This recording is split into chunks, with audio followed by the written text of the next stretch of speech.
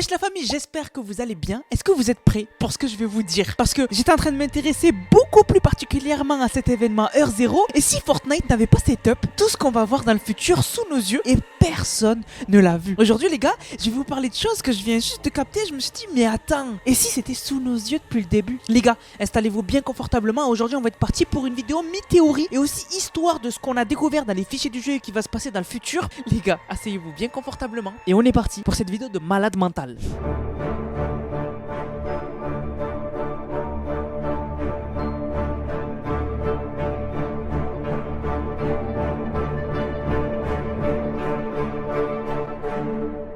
Tout d'abord les gars, le contexte, je l'ai déjà dit plusieurs fois, c'est que beaucoup de morceaux de l'histoire de Fortnite ont été mis sur le côté, c'était du superflu. Et là, la seule chose qu'il faut retenir de l'histoire de Fortnite, c'est que il y a eu une bataille entre les 7 et l'Institut Oniric. Cette bataille a causé l'explosion du point zéro en plusieurs morceaux. Les 7 ne sont plus les mêmes, sont séparés. Et là, actuellement, l'institution est sur la carte avec nous et nous a laissé déjà des messages où en gros, elle dit qu'il y a une énorme énergie de point zéro sur la carte, mais qu'il va lui falloir de l'aide parce que là elle est seule, ça va être très compliqué. De l'autre côté, l'ultime réalité nous a trouvé avec le voyageur, un nouveau personnage avec un vaisseau qui ressemble énormément au berceau du cube. Et bien sûr, on a toujours John Z, Hop et nous qui sont là. Et on a récupéré déjà un morceau de point zéro qui est au milieu de la carte à Inoloop. Et déjà, dans un premier temps, j'ai oublié de le préciser, mais on est passé en phase 2. Ça veut dire quoi? À la fin de l'événement, c'était rapide et vous l'avez pas vu. Mais à la fin de l'événement, il y a eu ce texte que je vous affiche. Et alors ce texte, il dit quoi? Il dit que toute la phase 1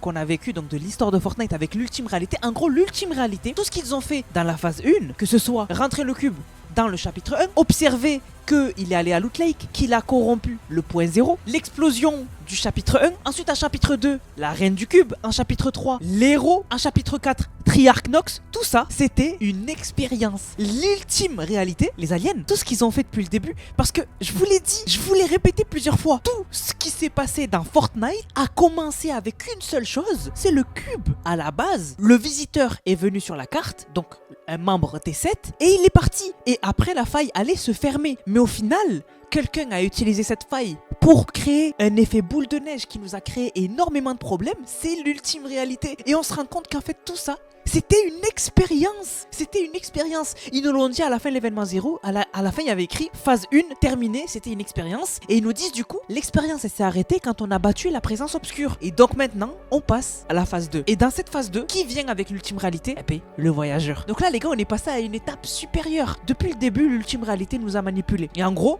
c'est pour ça qu'aujourd'hui, les détails de l'histoire qui se sont passés avant, on s'en fout. C'est pour ça qu'on s'en fout. C'est parce que c'était la phase 1, c'était une expérimentation. Et là, l'histoire, elle redémarre de plus belle avec cette phase 2. Et alors, toutes les questions que vous avez sur, par exemple, pourquoi les 7 ils sont là alors qu'ils avaient été pris par le Chrome, ça les gars, ça sera des questions qui seront peut-être ou pas répondues plus tard, mais on s'en fout finalement. Puisque là, on a un nouvel antagoniste qu'on connaît, on a les 7 qu'on connaît, et on a l'histoire de base de Fortnite. Tout ce qui s'est passé, bien sûr, c'est passé, on va pas l'oublier, mais on le met de côté, on s'en fout. Ce qu'il faut noter, c'est que depuis le début, l'ultime réalité nous a berné et que c'était une expérience. Ils ont tout manipulé. Ils ont tout manipulé, c'est un truc de dingue. Maintenant, autre chose. Où est passé le vaisseau du voyageur? Parce que le vaisseau du voyageur, on le voyait, il était là. Et il était à côté de l'île de départ. Et il se dirigeait maintenant vers l'île, notre île. Mais alors, il est passé où? Et si, en fait, c'était sous nos yeux, dans l'événement Heure Zéro. Je vous remets l'image de l'événement Heure Zéro. On voit quoi au premier plan? Au premier plan, on voit un skin qu'on n'a jamais eu sur Fortnite. À gauche, c'est Lynx. C'est un nouveau skin qui va arriver dans OG. Pourquoi?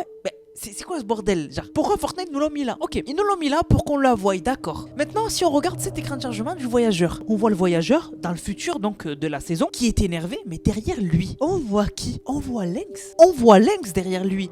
Et elle tient un morceau du point zéro. Le même morceau que Homer avait récupéré. Voilà, la même chose. Donc, qu'est-ce que fait Lynx ici? Alors qu'à la base, le voyageur, il est solo. Je vous montre l'écran de chargement du début de la saison. Le voyageur, il est tout seul. Et Lynx, elle le rejoint. On sait qu'on va passer à la saison 7 dans OG. Et on sait bizarrement, hein, le voyageur, il a bloqué OG.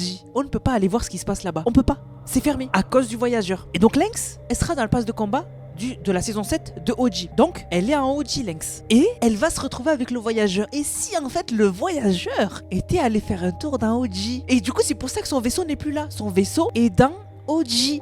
mais on peut pas le voir. Et c'est pour ça qu'il va prendre Lynx dans OG et il va revenir. Et c'est pas nouveau, parce que Fortnite, c'est où qu'ils ont fait la promo de l'événement Heure Zéro à Riskerill, dans OG. C'est, voilà. Et qui est apparu dans l'événement Heure Zéro? Le cube rouge, qui était à la base dans le Volt de OG. Donc, si le cube a pu passer du Volt de OG qu'on avait vu dans l'événement Butterfly au Battle Royale, l'inverse est possible. Et donc, le voyageur, il a clairement pu aller dans OG, il va récupérer Lynx et il va revenir. Et vous allez voir que ce sera à partir du moment où OG sera de nouveau disponible que le vaisseau du voyageur, on le reverra dans le Battle Royale. C'est une dinguerie. Tout était sous nos yeux. Mais alors, c'est pas le pire, hein. Ça, c'est une théorie, bien sûr, les gars. C'est une théorie, c'est pas sûr. Mais je pense que c'est ça. Mais il y a pire encore. Il y a pire encore. Les 7 sont avec nous. Mais c'est juste que Fortnite nous l'a mis sous les yeux, mais on n'a pas fait attention. Maintenant, on va parler plus particulièrement des 7. Comme vous le savez, actuellement sur l'île du Battle Royale, il y a l'institution. L'institution qui d'ailleurs, a dit le voyageur, est très importante. C'est peut-être soit parce qu'elle fait partie des 7, soit parce que l'institution, c'est la fille de Geno. En fait, la Fortnite, ils sont en train de tout nous ramener en plein milieu. C'est ça qu'il faut comprendre. C'est qu'en fait, on se demande pourquoi le voyageur, dans une des quêtes du voyageur que vous ferez un peu plus tard quand vous débloquerez le voyageur, mais moi je vous ai fait une vidéo où je fais les quêtes, pourquoi le voyageur il a dit chercher des traces des 7 et en phrase juste en dessous il a dit plus particulièrement l'institution nous intéresse. Le voyageur qui est du côté de l'ultime réalité est intéressé par l'institution. Pourquoi? Moi je vous le dis les gars, c'est pour Geno. C'est pour Geno. Donc là on utilise Geno. Le retour de... Écoutez bien la dinguerie, je suis en train de péter mon crâne. Et Fortnite sont en train de nous teaser Geno avec l'institution. Parce que c'est la seule chose pour laquelle il serait intéressé de plus par elle. C'est parce que c'est la fille de Geno. On est d'accord. Donc ils nous teasent Geno et l'institution est là, dans la map, ok? On le sait. L'institution va appeler du renfort. Elle va appeler qui? En fait, je vous jure que je suis en train de péter un câble. Elle va appeler qui? Elle va appeler la fondation. Parce que on a découvert dans les fichiers du jeu que la fondation va bientôt revenir. Ce sera même peut-être un boss sur la carte parce qu'il aura son fusil mythique qu'on avait vu dans l'événement de l'arène, The End, ok? Et elle va appeler aussi un visiteur. Pas le visiteur qu'on a connu, le visiteur de OG. Encore quelqu'un de OG qui va venir en Battle Royale. Donc ça fait que on est en train de nous teaser la fondation, l'institution, Geno, le voyageur. C'est très important. Mais il en manque un.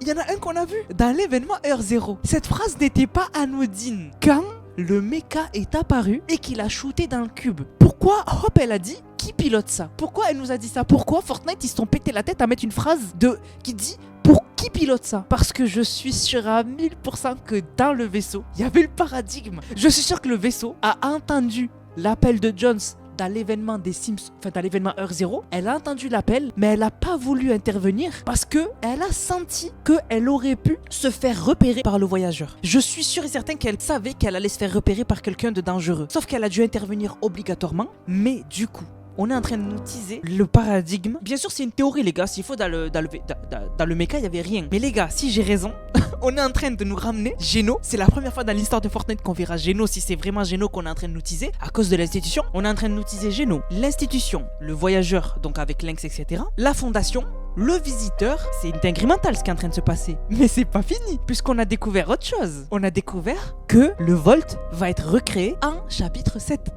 C'est-à-dire que dans les fichiers du jeu, on a découvert un nouveau Volt. Le Volt, pour ceux qui n'ont pas connu, c'est l'endroit où était gardé le point zéro. Par qui? Je vous laisse. Par qui? Par le paradigme. Et on disait quoi tout à l'heure? L'institution elle a besoin de renfort. Donc quand elle va appeler la fondation et le visiteur, ils vont appeler le paradigme 100%. C'est le paradigme qui garde le point zéro de base. Donc quand ils vont avoir le topo, qu'on a un morceau de point zéro et que du coup il faut le protéger et surtout le garder pour réunir tous les autres morceaux de point zéro et pour recréer le point zéro, ils vont recréer le Volt. Le mid de la map Inoloop va se transformer en Volt. Et qui, comme à l'époque de l'event de remise, va garder le point zéro et on verra son casque? Le paradigme. Parce que bon, à l'époque c'était Singularité, mais en fait c'était une erreur de Fortnite. Mais en fait à l'époque on pensait que Singularité c'était Paradigme parce que c'était avant que Fortnite mette Brie Larson à la tête de Paradigme. Parce qu'en fait je pense que Fortnite avait pour projet de faire un film Fortnite et donc il mettait des acteurs. Mais à la base, il y a vraiment à la base des bases, Singularité c'est Paradigme, c'est la même personne. Donc pour moi, celle qui va revenir pour s'occuper du point zéro c'est Paradigme. Je suis sûr et certain. Et donc, on va avoir le Volt dans la carte, mais il y a vraiment quelque chose qui cloche parce que ça fait trop en très peu de temps. J'ai l'impression qu'il va se passer une dinguerie. Je sais pas pourquoi, mais j'ai l'impression qu'il va se passer une dinguerie parce que ça fait beaucoup en même temps. Imaginez, ça fait Geno, ça fait les 7, ça fait le paradigme avec sûrement le mecha, ça fait le Volt, et en plus, on a découvert que le vaisseau du voyageur, donc le mini berceau du cube, il peut s'ouvrir du bas, comme le vaisseau mère des aliens. Et que donc, il va peut-être essayer d'attraper quelque chose, peut-être le morceau de point zéro. C'est un truc de fou. Franchement là, les gars, c'est un truc de fou ce qui est en train de se passer dans l'histoire de Fortnite. J'ai l'impression qu'on est en train de nous teaser un cataclysme. Un cataclysme. Il est en train de se passer des dingueries mentales. Sachant que là, c'est que le début. C'est-à-dire que jeudi là, on a une mise à jour de Fortnite où on va avoir des infos de malade autour des sets. Parce qu'on va avoir des teasers sur le retour de la fondation, puisqu'on le sait, ça on le sait. Donc on va avoir des leaks de la fondation, des leaks du visiteur, leur dialogue, qu'est-ce qu'ils vont nous dire, qu'est-ce qu'ils vont préparer. Les gars, ça sera la première fois dans l'histoire de Fortnite que on aura 3 personnages des 7 en même temps sur la carte. Il y aura le visiteur, la fondation et l'institution à qui on pourra parler sur la carte et qui seront au même endroit. Mais les gars, préparez-vous jeudi à avoir une dinguerie mentale. Hein. Je pense que les 7 ils vont faire un QG, je sais pas, mais c'est pas normal. Vraiment, c'est pas normal. Et en plus, le voyageur sera de retour. Après, c'est une théorie, hein. Mais les gars, le voyageur de retour, le retour du Volt pour stocker le point 0, gardé par le paradigme avec le mecha, le voyageur, c'est un truc de fou ce qui est en train de se passer. Et en plus, j'ai l'instinct de me dire qu'il va se passer une dinguerie entre OG et le Battle Royale, puisque vous le savez, le roi des glaces, il va apparaître dans le Battle Royale, mais il sera en même temps dans OG. Donc ça veut sûrement dire que l'événement du roi des glaces en OG, il aura peut-être un impact dans le Battle Royale. Imaginez que quand le roi des glaces va faire son event en OG, il va mettre toute la map enneigée en OG, il va enneiger la map en BR, et en plus, il va ouvrir une faille pour aller en BR et pour devenir un boss. Je sais pas ce qui est en train de se passer les gars, hein, mais c'est un truc de malade. L'histoire de Fortnite là, c'est une singerie mentale. Là les gars, on est de retour dans une histoire où il se passe trop de trucs. Les 7 vont être actifs plus que jamais, et en plus on aura des nouveaux audios de l'institution, on pourra la trouver sur la carte, les gars, ça va être une singerie. Mais il fallait absolument que je vous donne toutes ces petites théories que j'ai découvert sur l'histoire de Fortnite et qui, je pense, en fait, vous voyez les gars, ça tease une sorte de vraiment histoire condensée. Ça va être insane, vraiment ça va être incroyable. J'espère que les gars, que ça vous hype, parce que moi les gars, je pense que ça se voit, je suis super hype de l'histoire de Fortnite, c'est une singerie mentale. Du coup la famille, j'espère que la vidéo vous a plu. On va remercier ceux qui ont utilisé le code NANAS. Je vous rappelle, code NANAS dans la boutique Fortnite, NANASS, vous le mettez dans la boutique, vous m'envoyez une vidéo, vous l'avez utilisé dans le serveur Discord Nanas qui est dans la description dans l'onglet code Nanas, et vous avez une dédicace en fin de vidéo. Donc merci à Myrox qui a régalé avec le code Nanas et qui a dit petit pass avec le code créateur du God. PS, continue ce que tu fais, t'es le God, merci beaucoup à toi. Merci à Mestox qui a dit code Nanas dans la boutique pour le nouveau pass de combat, incroyable, l'histoire est de retour. Merci à Bervelin qui a dit code Nanas les gars. Merci à Ryzen comme d'habitude qu'on connaît qui a dit code Nanas pour le pass et le retour de l'histoire. Merci à Nikolai qui a dit petit code Nanas pour bien commencer avec ce chapitre qui s'annonce être glorieux pour le lore. Merci à Crevette qui a dit English or Spanish. Merci à Thomas qui a dit allez, code Nanas pour tous les packs de Stranger Things. Merci à Monsieur Darkburger qui a dit code Nanas dans la boutique, t'es trop le god, dédicace à la 4A, on est les meilleurs. Merci à Skezox qui a dit hâte de découvrir la suite de l'histoire toujours avec le god Nanas. Merci à Lucky qui a réglé avec le code. Merci beaucoup à Noxizuka qui a réglé avec le code. Et merci à Deski qui a dit code Nanas pour le pack de l'institution qui régale. Cool la famille, j'espère que la vidéo vous a plu. On se capte pour une prochaine vidéo, c'était Nanas, prenez soin de vous. Bang, bang.